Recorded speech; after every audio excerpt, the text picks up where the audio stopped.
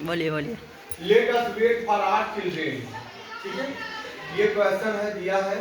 तो अब आपको ये चीजें ध्यान देना होगा, ठीक है। लेट जो है ना, लेट इज अ वर्ब, ये वर्ब का भी काम करती है। इसका मीनिंग क्या होता है लेट का? है ना, दो या ऐसा होने दो, क्या होता है? यानी ये वर्ब का भी काम करती है एक तरह से, ठीक है, ये वर्ब का भी काम करती है। लेकिन एक बात और ध्यान दे लो, जब लेट के बाद अस ना आया, ठीक है, लेट के बाद अस ना आया, अगर लेट के बाद अस दे दिया, जैसे दो कंडीशन है। ये अगर हम लिख दें कि she said to me let me go to school, ठीक है। अब ये जैसे मान लीजिए कोई सेंटेंस हम लिख दिया, इन दोनों में कुछ अंतर है। Yes sir. अंतर ये है कि यू कैन सी हियर, यानी after let there has been used मी आया है, लेट के बाद यहां क्या आया? मी आया। But in this sentence after let there has been given us, यहां अस आया है। तो बस एक छोटी सी चीज आपको ध्यान देना है कि अगर यानी if just after let there has been written as, अगर लेट के तुरंत बाद अस लगा है, क्या लगा है? अस लगा है, तो उस टाइप के जो सेंटेंस होते हैं ना, those kind of sentences express proposal or suggestion. तो ऐसे वाक्यों से किसका बोध होता है? या तो प्रपोजल का यानी प्रस्ताव का, या सुझाव। किसका होता है इसमें? प्रपोजल या, यानी लेट के बाद में जब अस आएगा तुरंत, तो हमेशा वो प्रस्ताव या सुझाव का बोध कराएंगे, ठीक है। अब इसको हम चेक करेंगे, ये बात नहीं करनी। अब क्या करेंगे?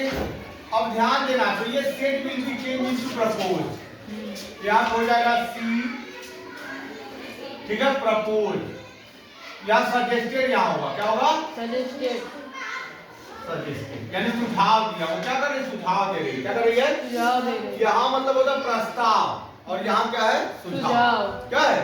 सुझाव। थोड़ा सा अंतर है, माइनर डिफरेंस है। तो कह रहा सी सजेस्टेड, इतना कर लेंगे, set will be change here suggested, यहाँ सजेशन है, उन्हीं दोनों में से एक बदलेंगे, ठीक है। अब क्या लगाएंगे? दैट, क्या लगाएंगे? दैट, यानी कि अस अगर लेट के बगल में आया है तो you will use as, sorry that conjunction to connect reporting part and reported part. इन दोनों पार्ट को जोड़ने में क्या लगेगा? दैट लगेगा। क्या लगेगा? दैट। अस आएगा तब ध्यान देना इस बात का, रिमेंबर है, रिमेंबर दिस। अब ये दैट हो गया, अब ध्यान देना, तो दैट के बाद यू नो वेरी वेल कि after subordinating conjunction that we use a clause, यहाँ क्लॉज आती है, क्या आती है? Clause. And I told you, I taught you about clause, हमने क्लॉज के बारे में आपको बताया है, पढ़ाया है। Clause is a part of a sentence and it consist of its own subject and verb. यानी क्लॉज में दो चीजें क्या क्या होती हैं? सब्जेक्ट और वर्ब होता है ना? यस। यानी यहाँ दैट के बाद तुरंत सब्जेक्ट आएगा। सब्जेक्ट कहाँ से लाएंगे? अब ध्यान देना, ये अस है ना फर्स्ट पर्सन का, ठीक है, हमेशा किसके अंदर जाएगा? सी, यानी स्पीकर में। नियम है ना ये समझाने वाला, रूल है ना, यानी दिस इज अ रूल कि फर्स्ट पर्सन को सब्जेक्ट के यानी स्पीकर के अनुसार, थर्ड पर्सन ऑब्जेक्ट के अनुसार, नो पर्सन या थर्ड पर्सन नो चेंज। तो यार दैट, अब ये कौन सा पर्सन है? थर्ड है ना? हां, ये कौन सा? सी, कौन सा? सी है, which person is she? Third. यहाँ पे आप थर्ड पर्सन, अब देखो अस को हटाएंगे यहाँ से और रखेंगे या तो बी रखेंगे या दे रखेंगे, इन दोनों में से एक ही रखना है, हमेशा याद रखिएगा। अस वहां से हटेगा, या तो वहां पर बी आएगा आफ्टर दैट, या फिर आएगा दे। अब ये डिपेंड करेगा इस पर। अब जैसे इस पर यहाँ सी लिखा है, सी किस पर्सन का है? थर्ड का। इन दोनों थर्ड पर्सन कौन है? कौन है? दे है ना? मान लीजिए यहाँ सी की जगह आई लिखा होता, क्या लिखा होता? आई लिखा होता। ये कौन सा पर्सन था? हमारा फर्स्ट, तब वहां क्या आता? बी आता। क्या आता? बी। समझ पाए कि नहीं? Yes sir. यानी अस जो थर्ड पर्सन का है, and as a rule if there has been given in the reported part first person pronoun, it will be change according to speaker, speaker के अनुसार बदलेगा, स्पीकर का नंबर, पर्सन, जेंडर के अनुसार बदलेगा।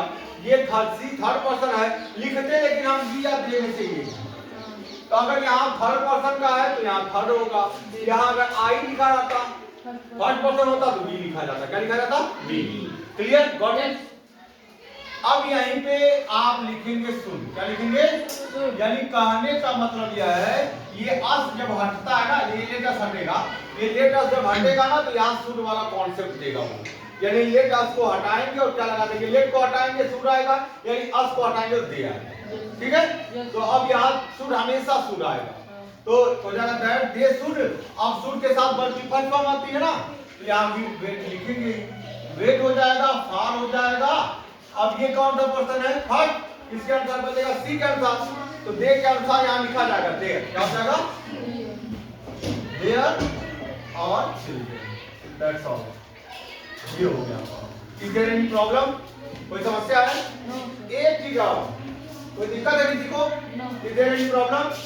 अगर याद रखिएगा, आप जैसे यहाँ देख लीजिए, after let there has not been given me, और सॉरी अस नहीं दिया यहाँ, अब दैट नहीं। अब देखो ध्यान से, तो हो जाएगा सी।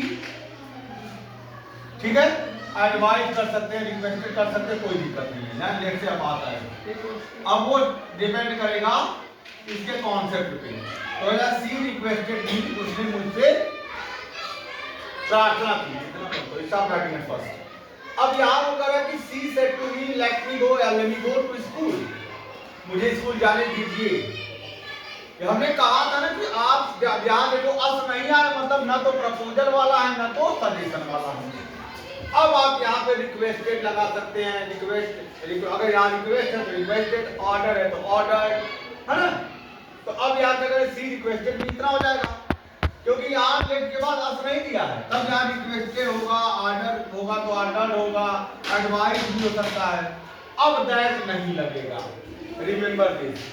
अब we don't use conjunction that here to connect reporting part and reported part, यानी यहाँ दोनों पार्ट को जोड़ने के लिए that नहीं लगेगा, यहाँ पे to लगाएंगे और let को ऐसे कॉपी करेंगे। to let क्यों लिख रही हो? ये let है ना, let के बाद अगर कोई आ जाए अस के अलावा तो to से कनेक्ट कराएंगे। किससे कनेक्ट कराएंगे? तो to let हो गया। अब ये मी है, बदलेगा फर्स्ट पर्सन तो हर हो जाएगा, तो लिखा है यहाँ पर। इसको सी था ना, हर पर्सन है, बदलेगा me according to speaker, person third हो गया। ये मी आप देखेंगे तो इसकी सी की आप देखेंगे थर्ड होती है, हो जाएगा to let her go to. Is there any problem? कोई समस्या, कोई दिक्कत है? कोई दिक्कत है किसी को? स्टॉप, स्टार्ट करो यार, काम